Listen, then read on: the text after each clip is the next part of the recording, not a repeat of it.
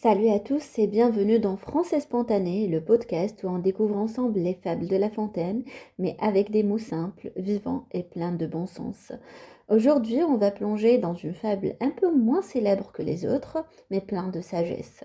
Elle raconte l'histoire d'un chat très rusé et d'un Zura qui ne se laisse pas avoir si facilement.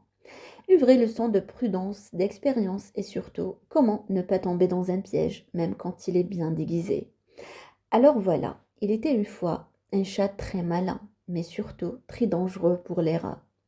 Ce chat-là, ce n'était pas n'importe qui.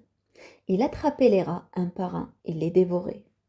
Les rats terrorisés restaient cachés, mais ce chat avait plus d'un tour dans son sac. Il avait bien compris que, pour attraper des rats, il ne suffisait pas de leur courir après, non, il fallait ruser. Alors ce chat faisait semblant d'être mort. Il se pendait la tête en bas, les pattes repliées et les yeux fermés, comme un jambon dans un grenier. Et les jeunes rats naïfs y croyaient. Ils sortaient de leur trou et hop, le chat ouvrait les yeux, bondissait et les attrapait. Mais un jour, un vieux rat a vu la scène. Lui, il en avait vu d'autres. Alors, il a dit aux autres, non, non, attendez, ce chat n'est pas mort, c'est encore un piège. Et il avait raison. Le chat, voyant que ça ne marchait pas, a changé de plan. Il s'est caché dans une jarre, comme s'il n'était plus là.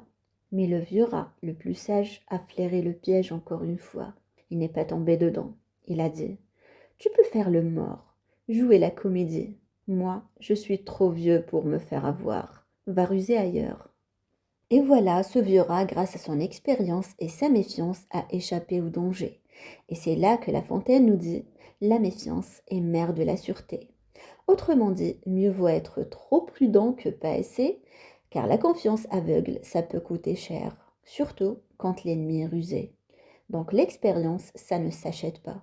Les plus âgés ont parfois cette sagesse que les plus jeunes n'ont pas encore. Ils savent repérer un piège, même bien caché. C'est une belle leçon pour les plus jeunes, mais aussi pour ceux qui pensent avoir toujours trompé les autres.